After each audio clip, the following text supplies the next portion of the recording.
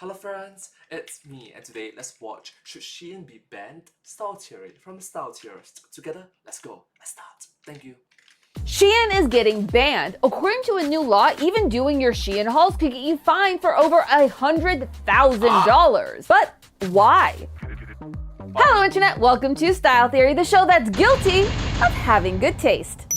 But Hello Internet, welcome to Style Theory. not everyone is having such a good day. In fact, if you're SHEIN or Temu, you might be having the worst day ever. In June, the French Senate passed a bill to halt the rapidly growing influence of ultra-fast fashion brands like SHEIN and Temu. It passed almost unanimously, with 337 votes in favor of the bill and only 1 against. Oh man, I would hate to be the one guy who voted against this, because can you even imagine what that was like? No, my social anxiety cannot even take it. This bill wasn't messing around. It's ready to play hardball with the biggest names in fast fashion. It's calling for higher fees, banning any and all ads for fast fashion. And here is the craziest part. This bill could make it illegal, yes, illegal, for influencers and non-influencers to even show off their purchases from SHEIN or Temu online. But you know what isn't banned? Telling you that if you go to the link in our description and use code StyleQueen, you can get 10% off this Style Theory Blue Gamer Subs bottle. Now the reason that France is taking such a That is clever, that is short and sweet. So thank you so much for supporting this episode from the Style Theorists. Thank you. huge swing against fast fashion is in order to protect the planet. But will it work? Can this bill actually do anything to take down the titans of fast fashion? Would stopping them really make a difference to the state of our planet? And is this something that you and I should be calling our representatives about to get them to jump on the bandwagon? It's time for me to embrace my inner Elle Woods and dust off my high school French as we unpack how France could be inciting a war against fast fashion. Before we can talk about how France might be changing the game against fast fashion, we have to talk about why they would want to do it in the first place. Fast fashion has a big reputation, a big bad reputation. Fast fashion refers to clothing that's made cheaply in order for it to be made quickly. Hence the term fast fashion. You get it. Despite what many may think, fast fashion isn't a new trend. The idea dates all the way back to the 1960s when the US and Europe first started to outsource the majority of their textile labor to other countries in order to keep up with the high demand for new affordable clothes. Though it wasn't until the 90s where the phrase fast fashion first made an appearance in the New York Times as a way to describe the rapidly growing business called Zara. Zara made headlines, both good and bad, for shortening the design to rack pipeline, saying it would only take 15 days to take a new idea from concept to store. To put that into perspective, slow fashion, or traditional fashion, can take anywhere from a few weeks to a few months to even a year or more to go from design and concept into something that you can hold in your hands or buy in the store. This changed everything, and that speed has only gotten worse and faster in recent years as brands try to keep up with these rapidly changing trend cycles, which, thanks to social media, specifically TikTok, has gotten incredibly short, with trends lasting from just days to maybe weeks at a time if you're lucky. In order to capitalize on every single microtrend that pops up on your feed, fast fashion brands like SHEIN and Temu have to be constantly putting out new designs. SHEIN alone puts out anywhere from 2,000 to 10,000 new designs onto their website every single day. In total, fast fashion brands are producing roughly double the amount of clothes now than they were back in 2000. That means that today, these fast fashion brands are flooding the market with more and more clothes that have to end up somewhere. And all that does is take that environmental strain that's down to clothing manufacturing and make it that much worse. Yeah, clothes aren't great for the environment, though few things that humans do actually are. But this is specifically talking about ones made with bad materials, under bad circumstances, and in very excessive quantities. For example, it takes around 2,700 liters, or about 30 bathtubs full of water, to make one cotton t-shirt. That's enough water to keep one person hydrated for 900 days.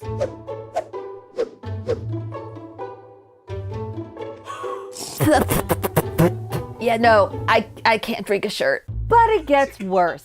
Around 1/5 of all water pollution on Earth can be traced back to the dyeing and finishing processes we apply to our fabrics. And then you have the microplastics. You know, those itty bitty little pieces of plastic that we can't see but have been linked to multiple types of health issues in both humans and animals. 35% of all microplastics found in our oceans can be traced back to textiles, aka your clothes. Please. And that's not even talking. Which, fun fact, if I'm not wrong, the explorations to the Mariana Trench, if I'm not wrong, the deepest part of the oceans, what they found was a plastic bag.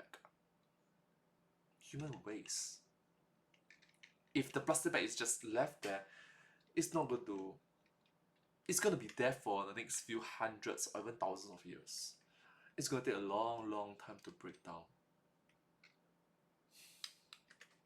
Think about all the energy and fossil fuels that's needed to harvest, manufacture, and ship it all. According to an analysis by Business Insider, about 10% of all global carbon emissions come from the fashion industry. That's the same amount of carbon output as the entire European Union. Which includes our diva of the day, France. Now, I want to clarify that this is not me saying all clothes bad, and I am not encouraging anyone to go out and become like a nudist or something. In fact, please don't do that. Like, respectfully, I do not want to see all of that. However, this environmental problem wouldn't be such a big deal if we were buying clothes in order to wear them for years and years, instead of, you know, buying micro trends to keep up with what's popular on TikTok. On average, the modern person wears a single item of clothing just 7 times before throwing it away. According to earth.org, that means that each— Oh, definitely not this one. Definitely not this one. I've been wearing this for years. Half a decade. Actually, more than half a decade. Back in 2019. Right now is 27th of September 2025, 12:36 p.m. So, yeah, more than 5 years.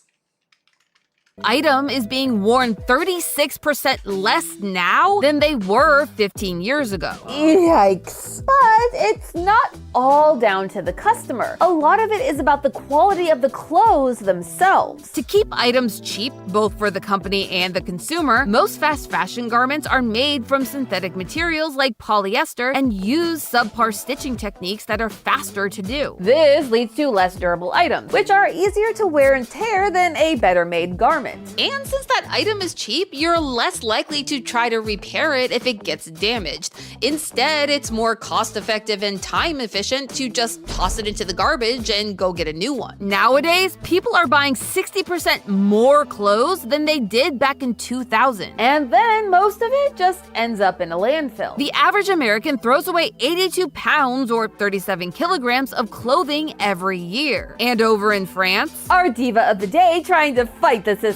They are throwing out 35 pieces of clothing every second. In total, that means that an absolutely insane 92 million metric tons of clothes end up in our planet's landfills each year. That is an entire garbage truck load of clothes being dumped every single second. And it's a problem that's not going away anytime soon. Most of these items are not biodegradable, or they take hundreds of years to actually break down. So yeah, those piles of clothes sitting in landfills are not going away anytime soon. They're sticking around. I think you get the idea. Someone has to do something, and France just might be the one to do it.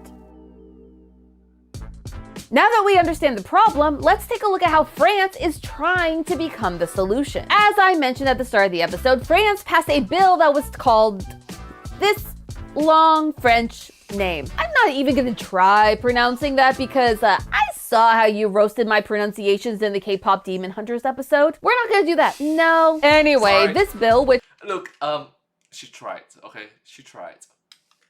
I'm going to nickname the bandwagon bill for use in this episode, aims to reduce the environmental impact of the fast fashion industry. And remember, everyone was on board this bandwagon bill, except that one guy. To be fair though, that guy did try to explain why he voted that way. Listen, the machine is broken. I meant to vote yes, and I demand a recount because this is fake news. Read it. I voted yes. But back to the bandwagon bill. What exactly does it do? Well, with a little help from my friend Google Translate, because, spoiler alert, the entire thing was in French, I was finally able to read through the entire thing. And it took me a while. The main purpose of this bill is to add regulations for what it calls ultra-fast fashion. This is just another name for the fast fashion that we talked about earlier, just a little more extreme. It's the same poor quality, constant additions, and lack of incentive to keep and care for your item. And companies who engage in those ultra-fast fashion practices will be subjected to a ton of new rules, regulations, and of course, fees. Oh boy, fees. You can sort these new rules into three main buckets. The first is transparency. According to the bandwagon bill, on websites where these products are sold, companies are required to include messaging that encourages customers to reuse or repair damaged items. They must also disclose the social and environmental impact of the products that they are selling to their customers. And before you ask, no, they cannot put it at the bottom of the website where no one will see it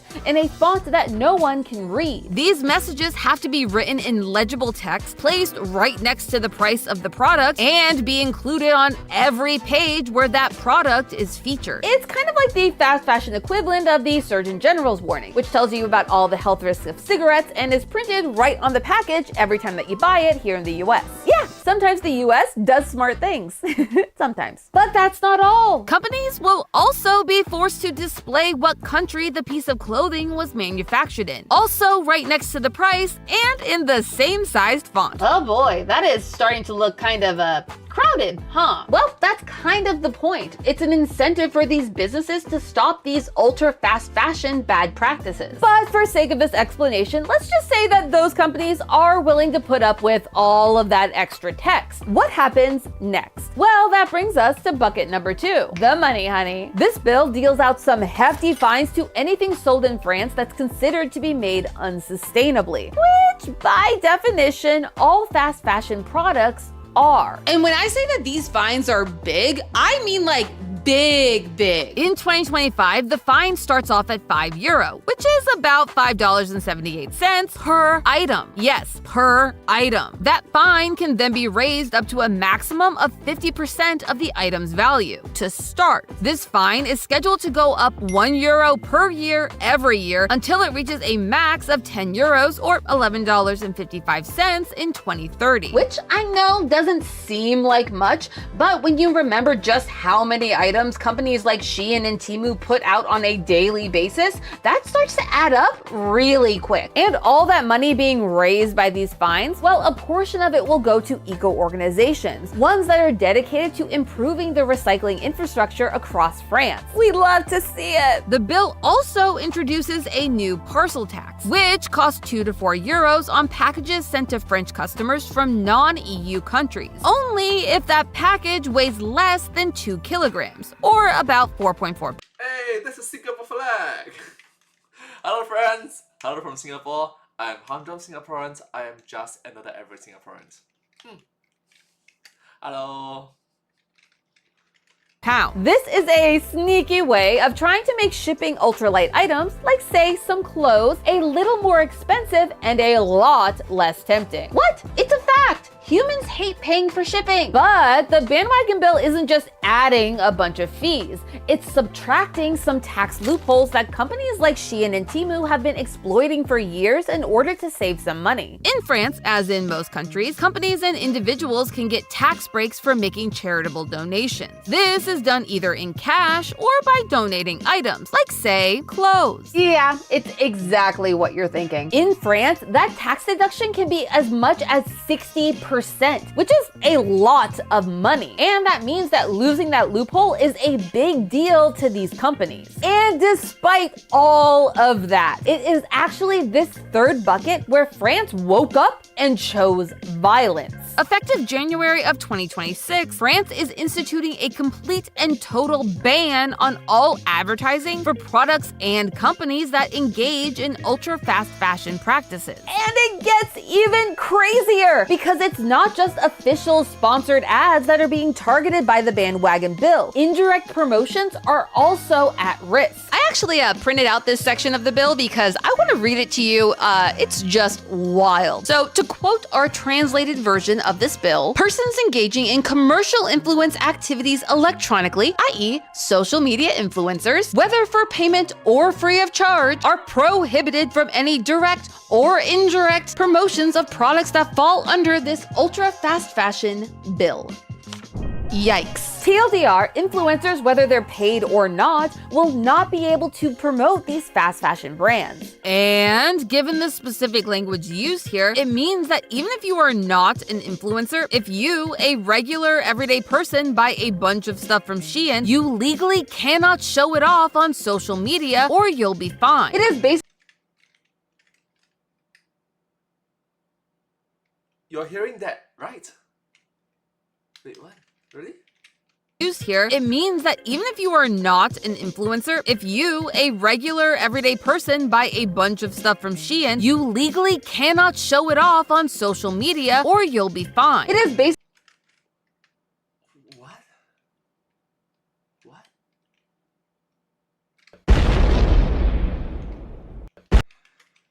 a ban on any SHEIN or Temu haul video, and their inclusion in other videos could be seen as promotion. So your OOTD with a cardigan from SHEIN or your house tour with your rug from Temu could be seen as you endorsing those companies and could get you fined. Oh, and if you violate this section of the bandwagon bill, you could be fined upwards of 100,000 euros, which is roughly 117,000 US dollars. Can you afford that? Because I can't afford that. Nope. And it makes any of that money that you saved by buying on SHEIN or Temu pretty much worthless. Okay, that is a lot to take in. So, what happens now?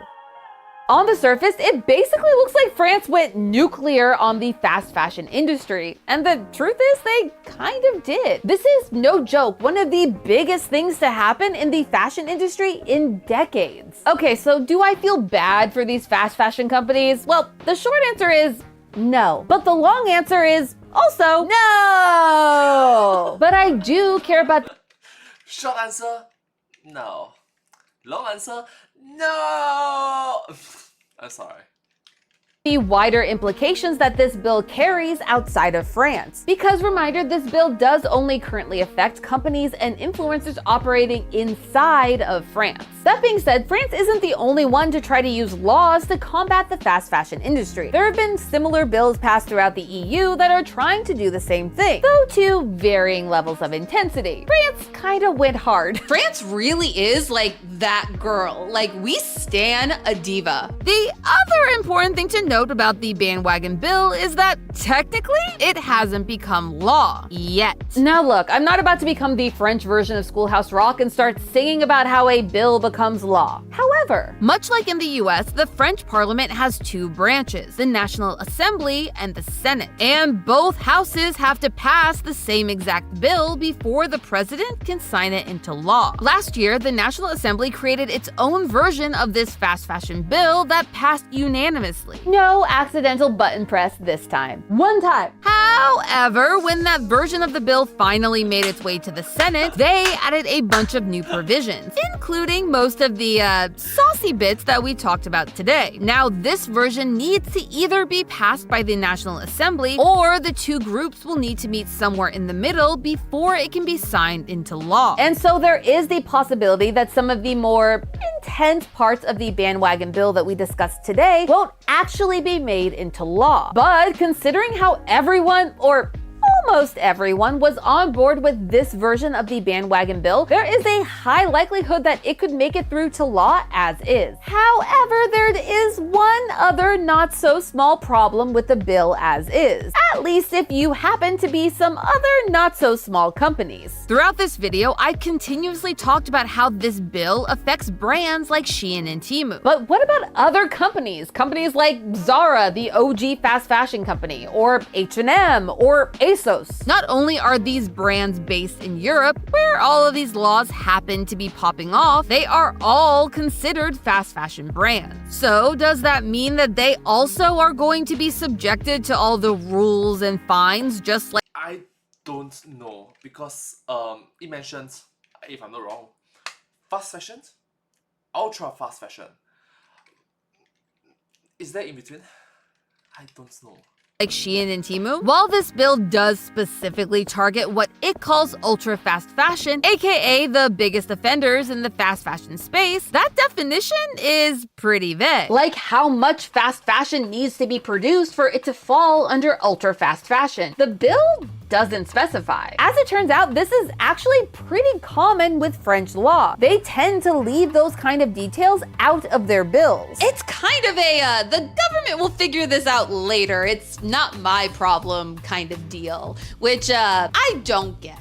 According to the French politicians, when they say ultra fast fashion, they are almost exclusively talking about SHEIN and Temu, not their other fast fashion counterparts. To quote French Senator Jean-François Langio, the clarifications made by the Senate make it possible to target players who ignore environmental, social, and economic realities, notably SHEIN and Temu, without penalizing the European ready-to-wear sector. this implies that while they will be going after Chinese companies like SHEIN and Temu, they won't be going after European companies like the Swedish H&M or the Spanish Zara. Though, unfortunately for ASOS, who is based out of the UK, which is no longer part of the EU, the wording is a little more murky. While the bandwagon bill isn't going after all of fast fashion yet, it is going after fast fashion's biggest hitters. SHEIN and Temu are on a completely different scale when it comes to fast fashion. Where SHEIN releases around 2,000 to 10,000 new designs per day on its website, Zara releases an average of 19, and H&M only releases 12. No, not 12,000, 12. Don't get me wrong, this bill, even with its flaws and potential revisions, is still a huge deal. It paints a target on the backs of these huge companies, and it's a target they're unlikely to be able to shake off. Hopefully, this bill is just the first of many. I hope that it inspires. Yeah, importance of focusing quality over quantity, especially over quantity, in which it brings unstable imbalance in the entire system, which is bad for everyone. The likes of the EU, the UK, and heck, maybe even the US to take the fast fashion crisis seriously. And who knows, maybe this will be the spark that lights the flame of a fast fashion revolution. Hey, that's just a theory. A style theory. Keep shopping smart. Up next on Style Theory. Are Amazon Prime Day deals a scam or the best thing to happen to your wallet since the original Black Friday? Well, thank you so much to the style theorists for this video. Thank you so much for being educational, and thank you so much for being entertaining. So it's edutainment for the win. Thank you so much. But hey, that's just a theory, a style theory. Keep looking sharp. Thank you. Subscribe. Okay, bye-bye. Thank you so much. Remember to subscribe, like, share, comment, follow. You get the point. Thank you.